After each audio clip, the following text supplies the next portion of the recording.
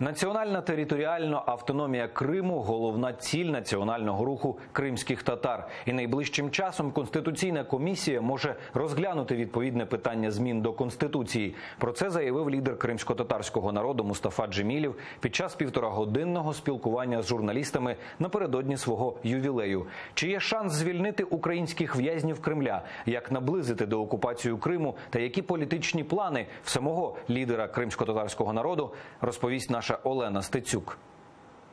Звільнення в'язнів Кремля, створення кримсько-татарської автономії, анексований Крим в міжнародній політиці. Аби обговорити ці та інші теми, лідер кримсько-татарського народу напередодні свого ювілею зібрав українські ЗМІ для розгорнутого інтерв'ю. Каже, нині головна мета кримських татар – національно-територіальна автономія. Президент має скликати Конституційну комісію, аби та ухвалила напрацьований текст. Мустафа Джемілєв каже, перші особи держави підтримують ідею створення автономії, але остаточне рішення залежатиме від депутатів. І тут не все так просто.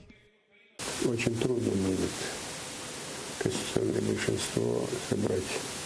Мы думаем так, что если до следующих парламентских выборов Конституционный суд вынесет решение, уже в следующем созыве, на первой же сессии следующего созыва, можем поднять вопрос. Во-первых, в зале будет больше депутатов, а сейчас при виборній ситуації, ви бачите, полупустой зал все время. Створення автономії надасть кримсько-татарському народу стимул боротися за деокупацію анексованого півострову, наголосив Джемілєв та додав, в інтересах самої Росії якнайшвидше поліпшити стосунки з Україною. Тому що дальнейшее затягивание этого вопроса все больше затягивание самой России в петлю.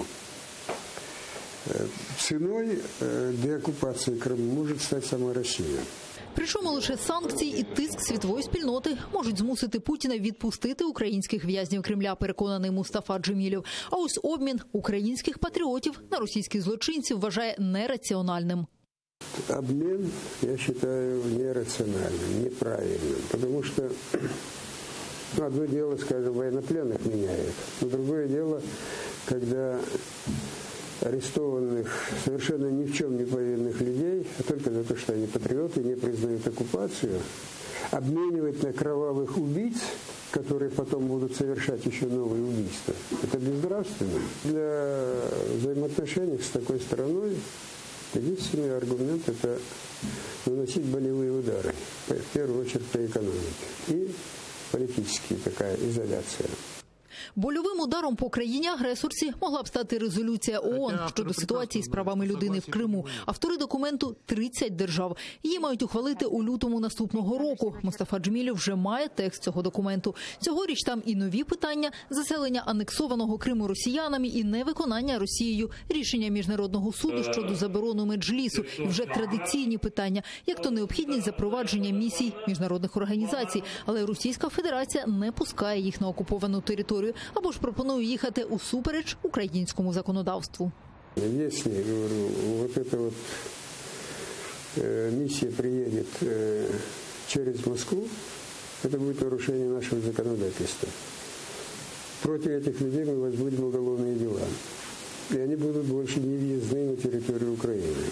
Загалом же боротися за Крим, розповідає Мустафа Джемілєв, ефективніше було в умовах несвободи. Згадує той час, коли сам був бранцем радянського режиму і за політичні переконання та боротьбу за батьківщину провів за ґратами 15 років.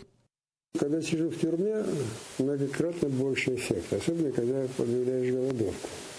Вот самый большой пик информации о положении крымских татар, о беззакониях советской власти в отношении крымско-татарского народа в мире было распространено в 1975-1976 годах во время моей этой 303-дневной голодовки.